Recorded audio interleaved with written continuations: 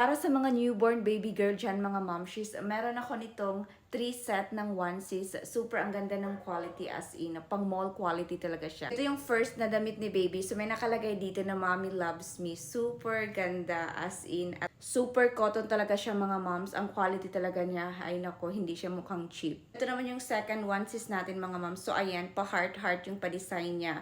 Very simple lang, pero ang ganda-ganda niya, as in. Naman yung pang third, mga moms. Ayan, pa-flower naman tayo, moms. Pa-floral. So, very girly talagang atake nito. At hanggang 3 months ito, mga moms. So, from 0 to 3 months, kasyang-kasya ito kay baby girl. At yung price nito, mga moms, magugulat kayo kasi very affordable lang talaga.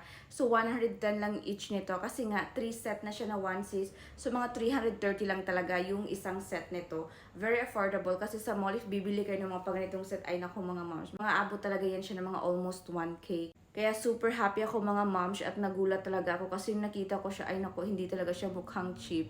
Super ganda ng quality niya, mga moms. Very worth the buy talaga.